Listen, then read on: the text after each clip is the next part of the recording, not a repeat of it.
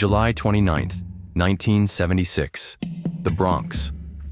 21-year-old Donna Lauria sits in her father's car with friend Jody Valenti, chatting after a night out. Suddenly, a figure emerges from the shadows, walks calmly to the passenger side, and fires a .44 caliber bullet into Donna's chest at point-blank range.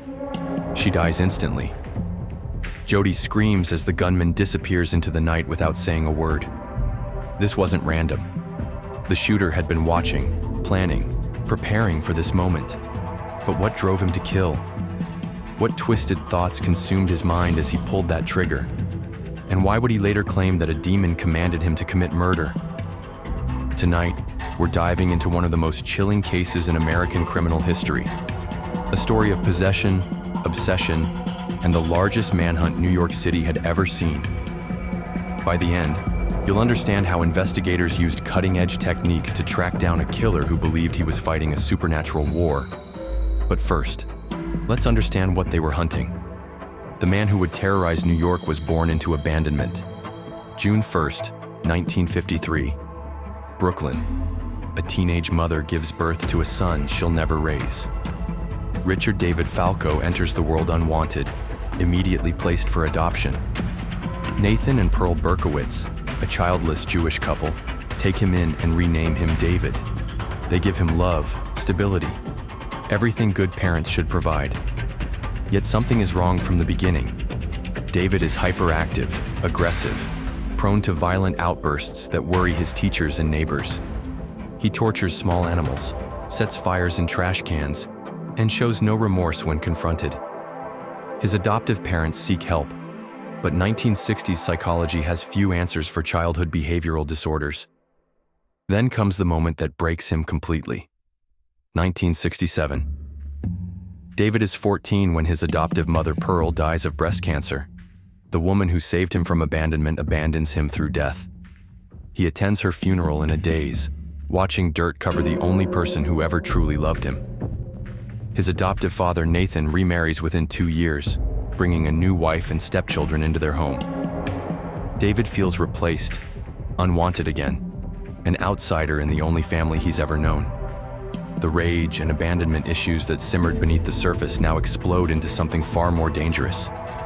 By age 16, David discovers fire.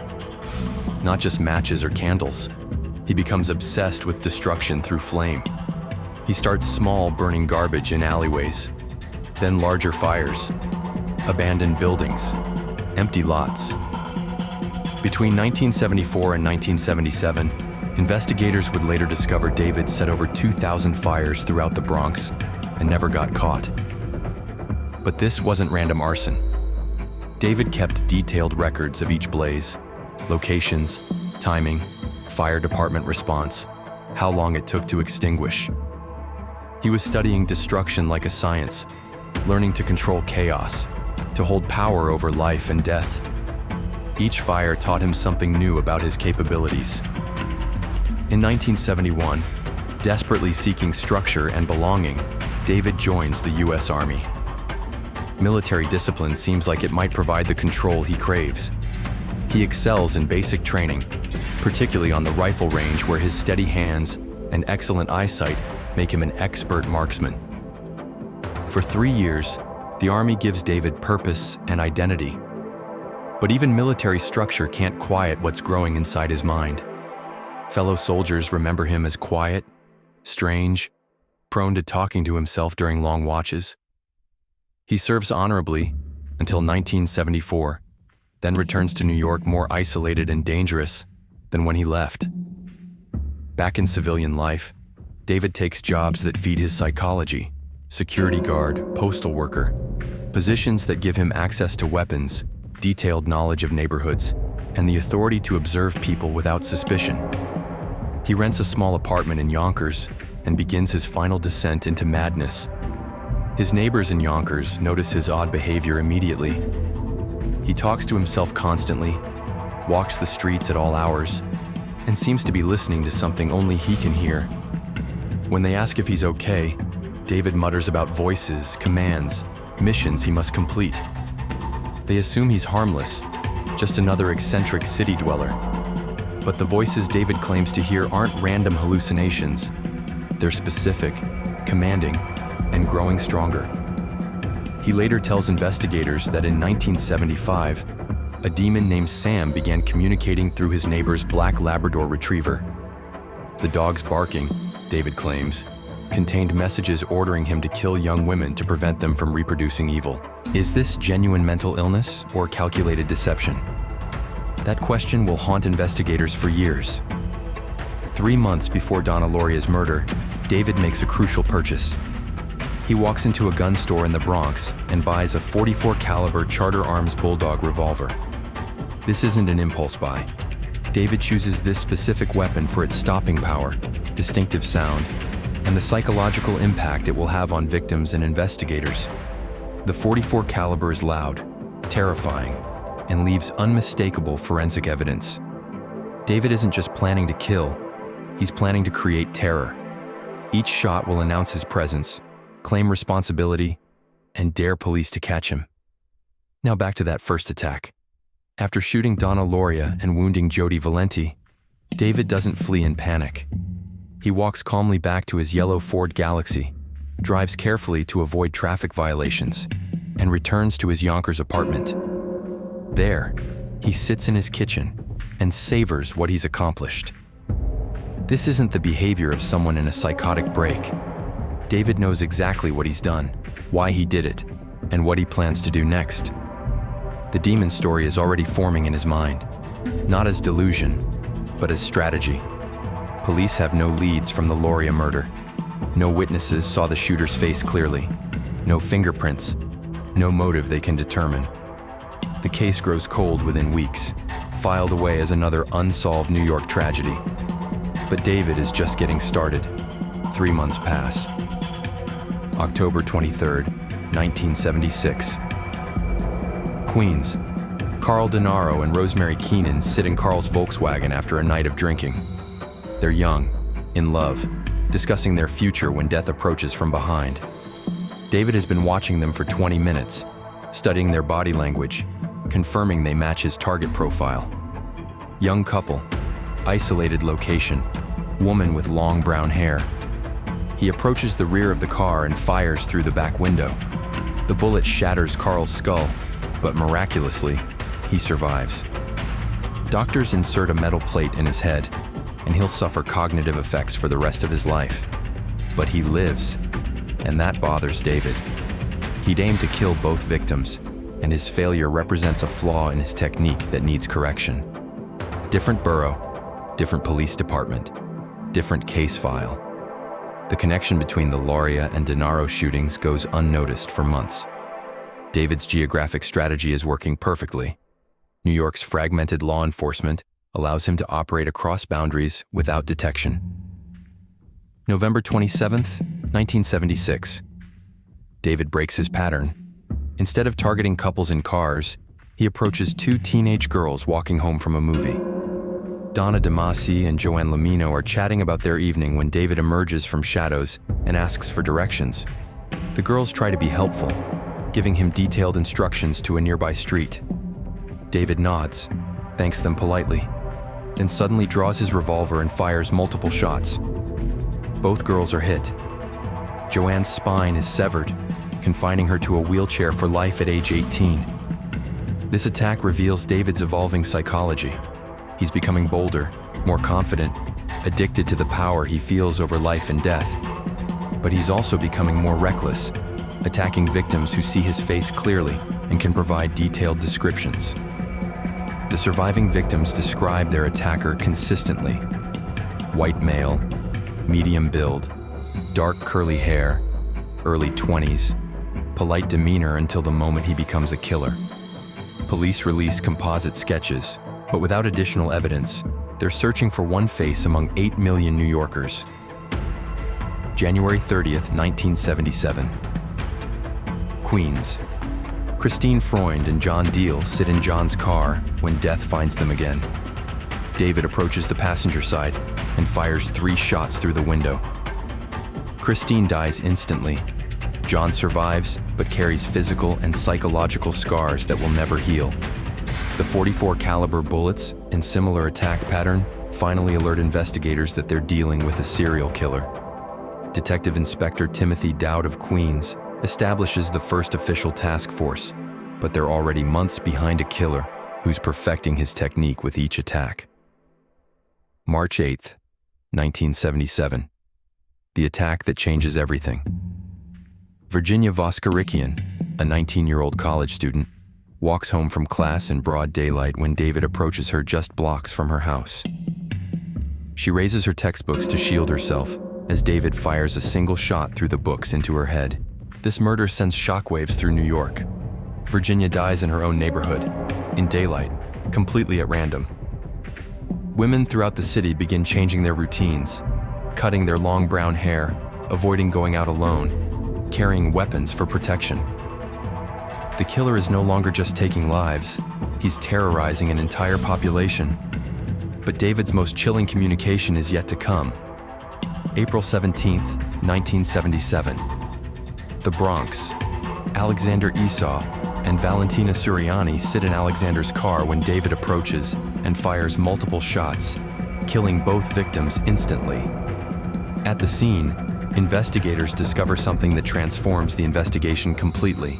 A handwritten letter addressed to Captain Joseph Borelli of the New York Police Department. The letter is 3 pages of rambling text that provides investigators with their first direct insight into the killer's mind. But one line captures headlines worldwide and gives the killer his infamous name. I am the son of Sam.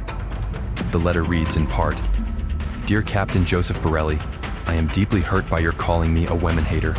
I am not, but I am a monster. I am the son of Sam. I am a little brat. When Father Sam gets drunk, he gets me. He beats his family.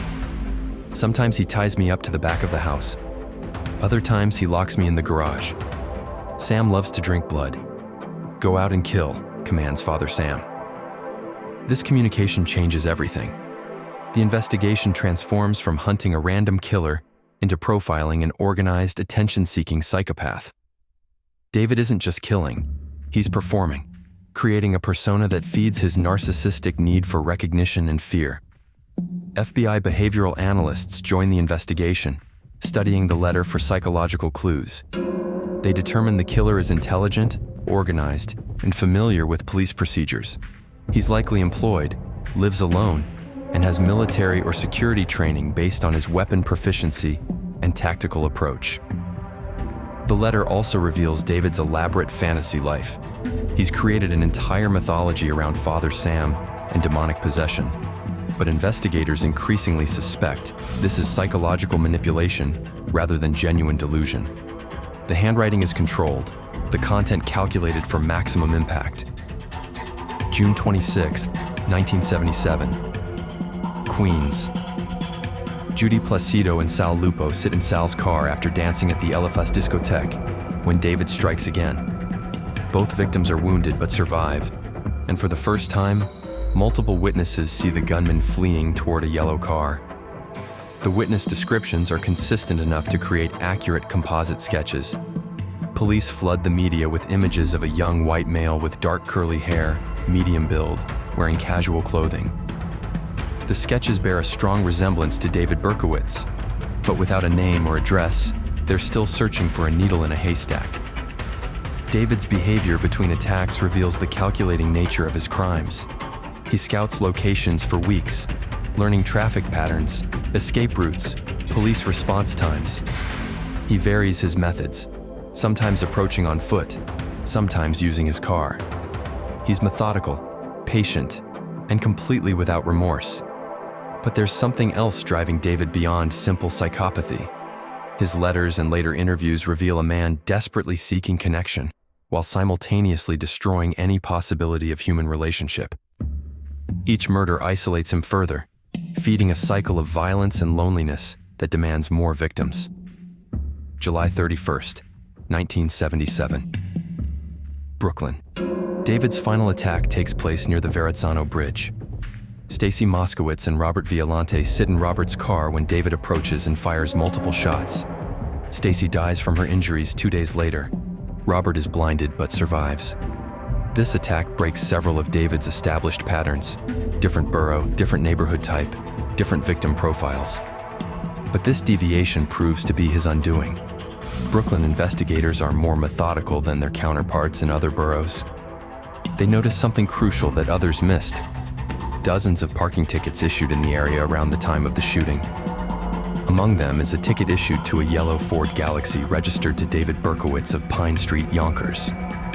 Detective James Justice makes the connection between the parking ticket and witness descriptions of a yellow car fleeing previous crime scenes. On August 9th, investigators travel to Yonkers to question Berkowitz about his whereabouts on the night of the Moskowitz shooting. They find David's yellow Ford Galaxy parked outside his apartment building. Through the rear window, they can see a rifle and a bag containing what appears to be ammunition. The car matches witness descriptions from multiple crime scenes perfectly. The next morning, August 10th, 1977, police established surveillance on David's apartment. At 10:15 p.m., David walks to his car carrying a paper bag. Detective John Falatico approaches him and asks, "Hello, David. Can I talk to you?" David's response is chilling in its simplicity. "Well, you got me." Inside the paper bag, investigators find a loaded .44 caliber revolver, the same type of weapon used in all 8 shootings. David's apartment reveals the mind of a meticulous killer. Detailed maps marking attack locations, newspaper clippings about his crimes, and journals documenting his thoughts and plans. During interrogation, David initially maintains his demon possession story. He claims Sam Carr's black Labrador Retriever transmitted commands from a 6,000-year-old demon named Sam. The dog's barking, he insists, contained specific instructions about when and where to kill. But investigators quickly recognize this as performance rather than genuine delusion. David's detailed knowledge of his crimes, his methodical planning, and his clear awareness of legal procedures all contradict claims of supernatural control. The forensic evidence against David is overwhelming. Ballistics tests confirm his revolver-fired bullets recovered from all crime scenes. His fingerprints match prints found on the Son of Sam letter. Witness descriptions match his appearance and vehicle. Most damning is David's own confession. Over several hours of interrogation, he provides investigators with details only the killer could know: victim locations, attack sequences, escape routes, even thoughts he had during each shooting. In 1978, David pleads guilty to 6 murders and 7 attempted murders, receiving 6 consecutive life sentences. But questions about his mental state persist. 2 years later, the truth finally emerges. In a 1979 prison interview, David admits what investigators suspected all along. There were no demons, no talking dogs, no satanic henchmen. I made it all up. The demon possession story was psychological camouflage, allowing David to commit atrocities while maintaining the illusion that external forces controlled his actions. He'd crafted an elaborate mythology to avoid full responsibility for his crimes. But David's story doesn't end there. In the 1990s, he begins claiming involvement in a satanic cult called The Children, alleging other members participated in the Son of Sam attacks. These claims spark renewed investigation, but ultimately prove unsupported by credible evidence. Today, David Berkowitz remains in prison at age 72. He's become a born-again Christian, regularly ministers to other inmates, and claims he's found redemption through faith. His parole applications are consistently denied. The Son of Sam case revolutionized criminal investigation. It was among the first to use psychological profiling extensively and demonstrated the importance of interagency cooperation. David's geographic strategy nearly succeeded because different police departments weren't sharing information effectively. The demon that possessed David Berkowitz wasn't supernatural. It was the very human capacity for evil, combined with severe mental illness and a desperate need for attention. He chose to feed his darkest impulses rather than seek help for his psychological problems. 6 people died because one man couldn't control his demons. But justice prevailed. The city learned to sleep safely again, and investigators develop techniques that continue protecting us from monsters who wear human faces.